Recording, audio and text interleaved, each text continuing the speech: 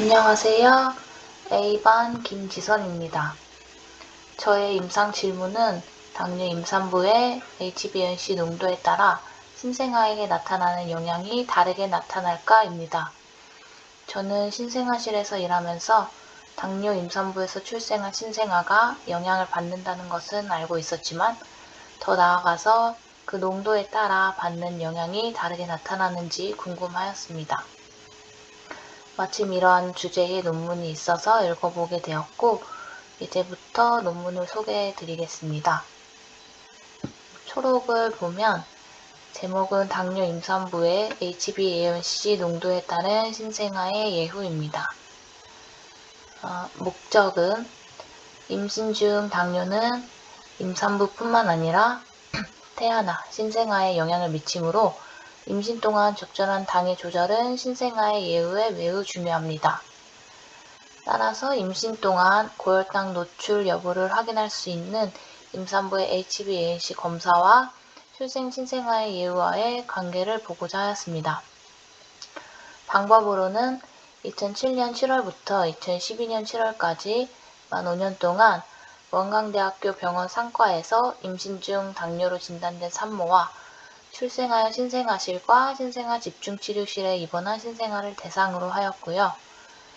임신 중기 이후 HbA1c가 검사된 73명을 대상으로 HbA1c의 특정 정도를 7% 이상, 6.9에서 6.5%군, 6.4% 이하 군, 세 군으로 나누어서 이에 따른 산모와 신생아의 특성, 주상기 합병증 등을 후향적으로 조사하고 분석하였습니다.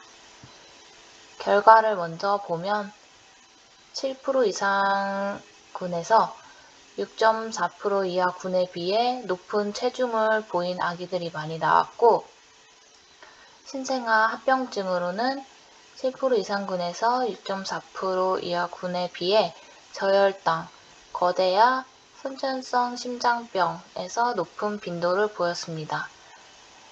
또한 저혈당의 정도는 7% 이상 군에서 6.4% 이하 군보다 이의 있게 낮았으며 거대야 4,000g 이상으로 분만한 신생아들에서는 HbA1c 군 간의 출생 체중 비교는 의의가 없었습니다. 결론적으로 임산부에서 혈당 조절 실패로 HbA1c가 7% 이상을 보이면 출생한 신생아에서 저혈당, 거대야, 선천성 심장병의 발생 가능성에 주의하여야 할 것으로 보입니다. 더 세부적인 내용을 한번 보겠습니다. 내용 중에서 대상 및 방법을 먼저 보면 본 연구는 2007년 7월부터 12년 7월까지 5년 동안 원광대학교 병원 상과에서 임신 중 당뇨를 진단된 임산부와 또 출생하여 신생아실과 신생아 집중치료실에 입원한 신생아를 대상으로 의무 기록을 후향적으로 조사하고 분석한 연구이고요. 조사 기간 중에 당뇨병 임산부에서 출생한 신생아는 총 128명이었으며 이 중에 임신 중기 이후 HbA1c가 검사된 73명을 대상으로 하였습니다.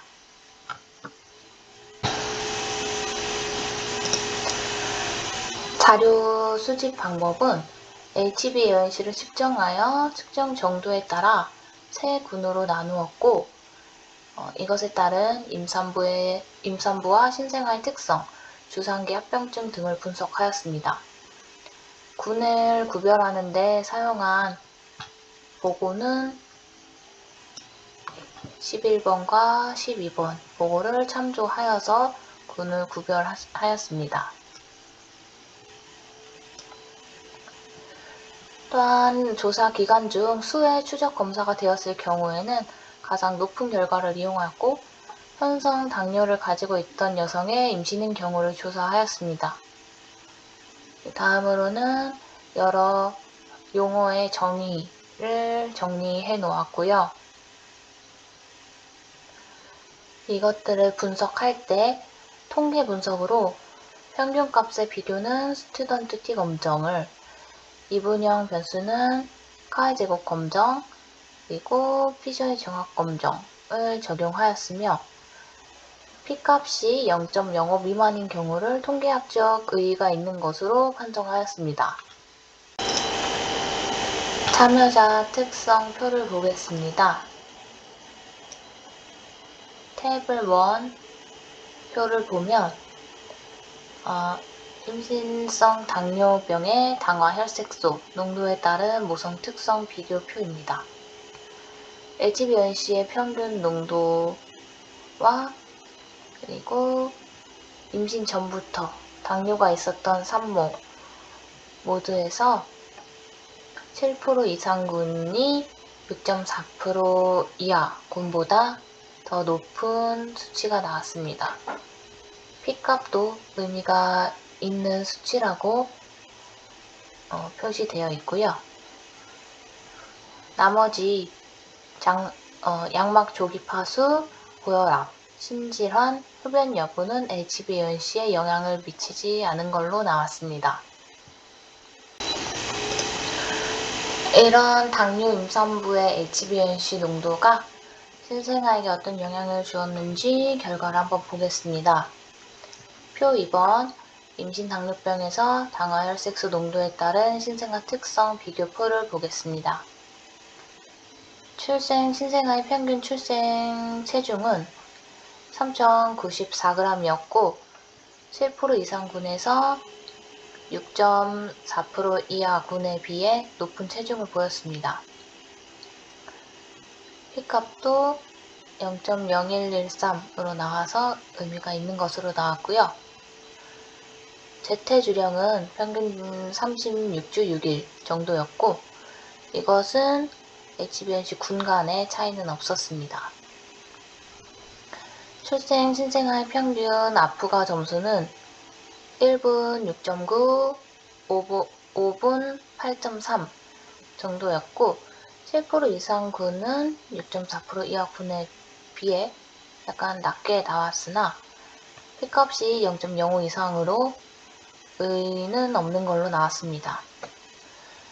그리고 신생아 합병증의 발생 빈도를 보면 7% 이상 군에서 6.4% 이하 군에 비해서 저혈당, 선천성 심장병, 그리고 거대암의 발생이 모두 P값 0.05 밑으로 나와서 의미 있게 발생이 많았다고 볼 수 있습니다.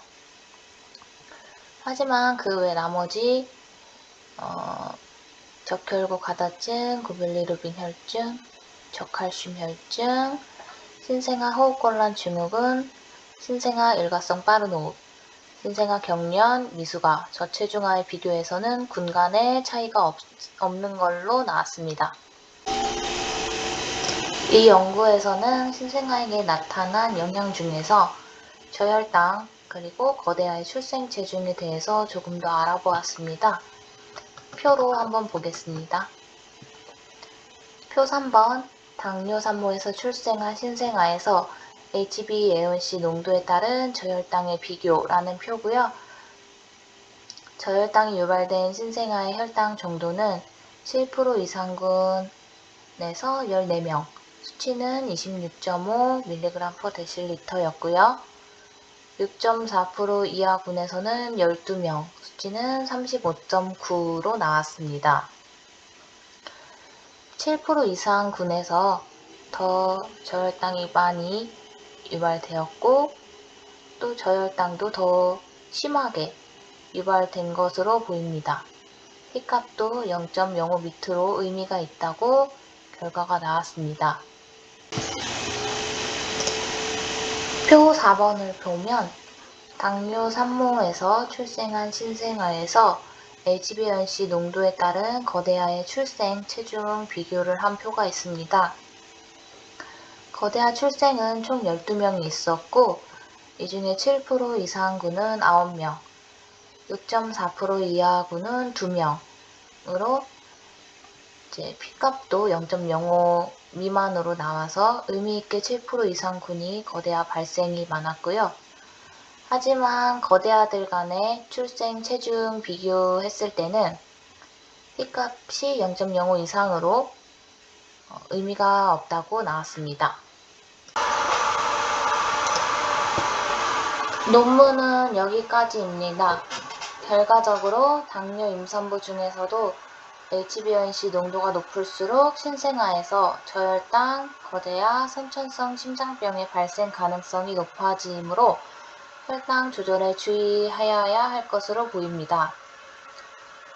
연구의 아쉬운 점은 후향적 연구이고 하나의 수가 많지 않고 현성 당뇨와 임신성 당뇨가 섞여 있어서 합병증 발생에 대한 위험도가 혼란 변수로 작용할 수 있다는 점입니다.